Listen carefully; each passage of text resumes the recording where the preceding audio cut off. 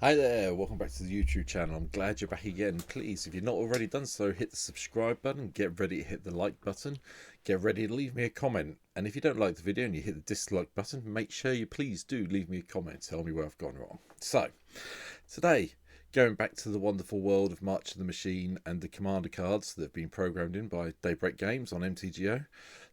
And this is one I've been thinking about for a little while. And it is Brimaz, Blight of Oreskos. 2 white and a black for a 3/4 Phyrexian cat. And whenever you cast a Phyrexian creature or artifact creature spell, incubate X, where X is that spell's mana value. And at the beginning of each end step, if Phyrexian died under your control this turn, proliferate. Wow. Interesting card.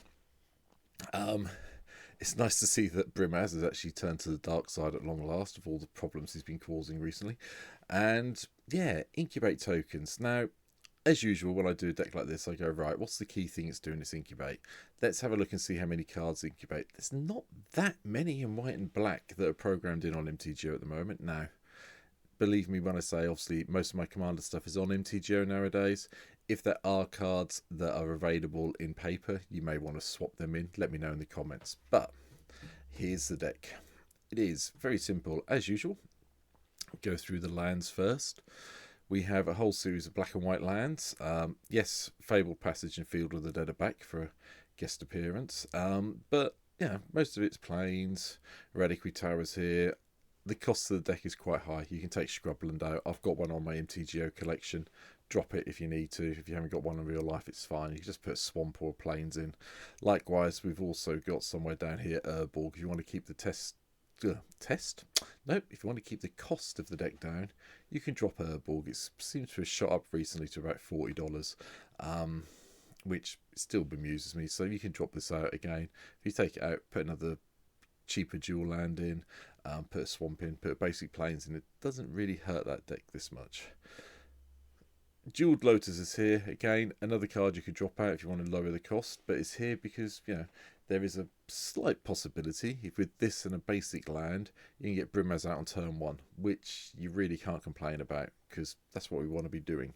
But the other ramp is fairly reasonable. We've got Sol Ring, Arcane Signet, Charcoal Diamond, and Marble Diamond, and then I've dropped in the Mirrors because Goldmere and Leadenmere will actually work quite nicely with Brimaz because they're artifact creatures. So you play these with Brimaz in play and you're going to get a couple of 2/2 incubate token. Well, an incubate token with 2+1/+1 counters on it. Yeah. So yeah, it kind of made sense to have them in. The rest of it, Talisman of Hierarchies in, Solemn Sims in, because obviously I count this as a ramp card, but again, another artifact creature card that works well with Brimaz. And yeah, Talisman Hierarchy, that's it. So the ramp's there, that's done.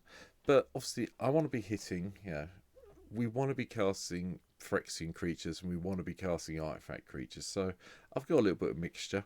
You can muddle and like it as much as you want to, but this is how I went with it. So, Calling Chorus, from War Will Be Won, and then with Path to Exile for some targeted removal. Billis Skull Weller,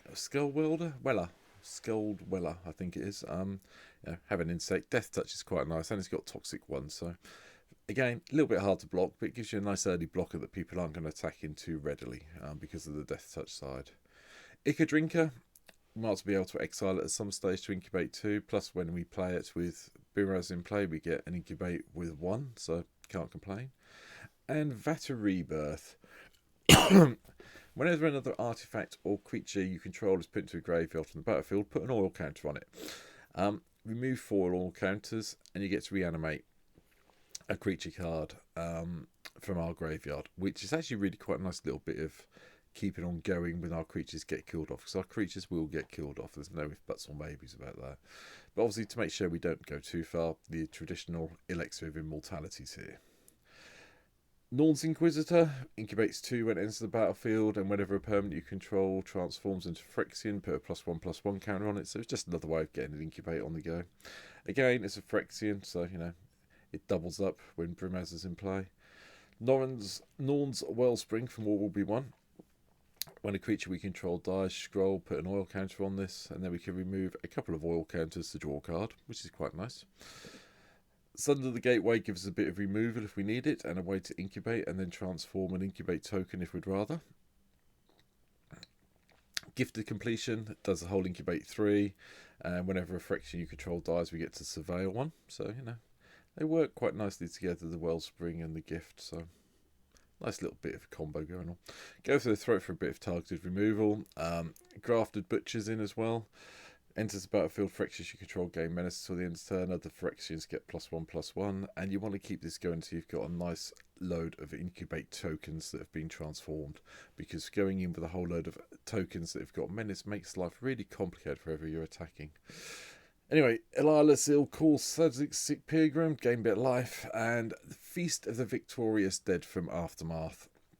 At the beginning of your end step, if one or more creatures died this turn, you gain that much life, and distribute that many +1/+1 counters among creatures you control. Nice. One other card to point out here, Metallic Mimics here, named Phyrexian, pumps everything up. Obviously it doesn't pump up the incubate tokens, but the rest of the Phyrexian creatures we've got on the deck get a little bit of a kick when they come in this way, so hence why it's here. Swift Foot Boots obviously is here just to protect Brimaz when we can hit it. Anyway, Phyrexian Awakening gives all our Phyrexians vigilance, which is a nice little thing, especially if we can give them all menace for one shot as well. Exercise the Impure. One of the commander cards has been programmed in. Exile target non-land permanent. Its controller incubates X, where X is its mana value. Now, yes, it gives them a token, but you can exile something else of yours that's being exiled and get a benefit from it. So, it's up to you how you want to do it, but it does give you a removal to get around that really annoying stuff that may be happening. Bloated Processor, you can sack Phyrexians off to it to give it +1/+1, and then when it dies, we get to incubate X. Obviously, this is great if someone casts Wrath of God to blow everything up. You can sack all your Phyrexians to this, let the Wrath of God resolve. You end up with one massive incubator token. Yeah, seen it done. Been on the receiving end of it. It's not pretty. Completed Huntmaster, get to sacrifice another creature or artifact and incubate 3, which is very nice if we need to get rid of some of the stuff. It could be that you're a counter short for the Vat of Rebirth. You can sacrifice your Crawling Chorus to our Huntmaster, get a 3/3, and still get the Vat of Rebirth to bring it back. Little things like that make me happy. Singing Hive Master, toxic one, it dies. This is just a Phyrexian creature. There's no incubate on here, but we had to grab some back from All Will Be One. And one of the traditional Phyrexian creatures here, the Crusader. Pro red, pro green, white, first strike and infect, thank you. Mortify, just to give us a bit more targeted removal. And Aron Benali's Rune is here as well. Sacrifice of the creature. It's just another sacrifice outflect if we need it. But again, it's a Phyrexian, so we get a 3/3 if we play it when this comes in. Bloodline Predator, named Phyrexian, obviously, gets bigger. Filigree Familiar is just an artifact creature I've chucked in to trigger Brimaz. Gain as a bit of life and draw a card when it's die. And Urza's Incubator, I'm going to be honest, this was played against me. You're going to see this coming in theme decks. You're going to see this quite a lot more in the future, unfortunately. Don't get shouted at me. I forgot this existed, I'll be honest. Yes, it helps our opponents out as well, but we want to take advantage of it. And therefore, by naming something like Phyrexian or obscure creature types, you'll probably get more of a benefit from it than your opponents will. So bear that in mind, but it's in here because it lowers the cost of some of the things we've got coming up. Anointed Procession doubles up on our incubate tokens, which is nice. Smothering Tithe gives us treasure to make sure we can cast all our stuff. Tiller Refresh, whenever you cast a spell that targets one or more permanents, incubate 2, which is why we've got a lot of the targeted removal in here. That kind of helps a little bit. Yes, Elish Norn's in here. I couldn't go through this deck without playing Elish Norn. Whenever a source you control deals damage to you or a permanent when a source an opponent controls deals damage to you or a permanent you control, they lose 2 lives unless they pay 1. And then we can sack 3 creatures, flip it into let's incubate everything in place and then blow the world up, shall we? Okay, that sounds good. Mondrak is here as well to give us like a creature version of our Anointed Procession. Gitaxian Puppeteers in. Whenever you draw your second card each turn, each opponent loses 2 life and you gain 2 life. Not that much card draw in here unless you get really lucky with the Wellspring. But, the odd bit of life loss and gain could be useful, but it's when it dies, you return another target creature with mana value 3 or less from your graveyard to the battlefield. That's what it's really here for.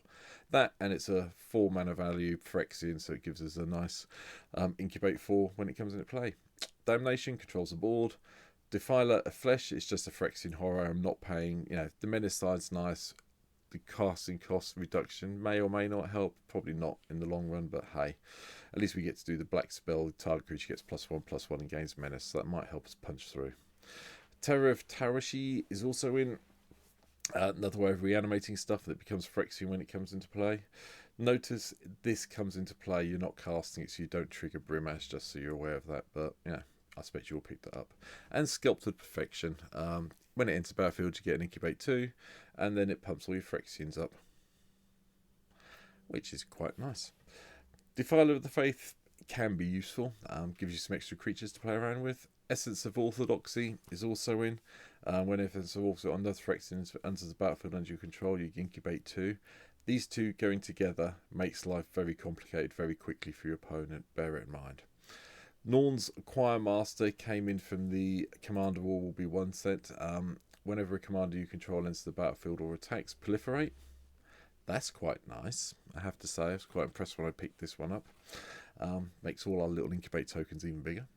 Sunfall, yep, exile everything and then get a really big incubate token, thank you. And Patriarch's Bidding, just so we've got a fun way of returning all of our Phyrexians to the battlefield if we need to at some stage. The Delver, return target creature card from your graveyard to the battlefield. You lose life equal to its mana value. A little bit expensive, and it's a 3/2 for 5 mana, which isn't great, but if it can return, say, Elish or Mundrak that might have been killed off, or Sheldred, I will quite happily pay that money, but obviously, as I just mentioned, Sheldred's in as well. We get to exile it. We'll hopefully get our opponents to have 8 cards in their graveyards by some form or other. And transforming it and getting to the true scriptures up to the 3-bit and put all creature cards from all graveyards into the battlefield under your control, and then flip back to Sheldred. Thank you very much. I am happy. Blight Titan, another one of the new commander ones. I decided to try it out in here. Enters the battlefield or attacks, mill 2, then incubate X, where there's X is the number of creature cards in your graveyard. Can't complain about that. Even if it gives us 0 incubate tokens with no +1/+1 counts on them, we can sack them off for a benefit from some of the other cards, like there you go, Completed Huntmaster can turn them into incubate 3s if we need to. Injected Crocodile dials, it incubates 3. That's not really why it's here. It's here for the swamp cycling, just to go and dig a swamp out if we need to. But if we're going to bring things back, we can bring things back quite happily. Wormcoil, everyone's favourite Phyrexian artifact. And Darksteel Splicer. Whenever another non-Phyrexian enters the battlefield under your control, could create X 3/3 colourless Phyrexian golem artifact creature tokens where X is the number of opponents you have. Yeah. So every time you've got this in play and you play a Phyrexian, so say we've got this in play and we drop Norn, if we've still got 3 opponents, we're going to get 3/3/3 golems, and all our golems become indestructible. This will probably die very quickly. I would strongly suggest, even if you've got Brimaz in play, if we've got this in play, get the boots on it. Just make sure the boots go on as soon as possible. But at the end of the day, we can bring it back if we need to, so hey ho. Last couple of pieces. Phyrexian Triniform, because I just love this card and I love getting the Encore off eventually. Phyrex Progenitor Exarch just gives a really nice way of incubating X, and we will just pump as much mana into this as we can when we can. And Portal to Phyrexia. We are playing a Phyrexian deck after all. I decided this was a bit of fun. It does have the benefit of returning cards from graveyards to play under our control, so we might get something really useful off one of our opponents.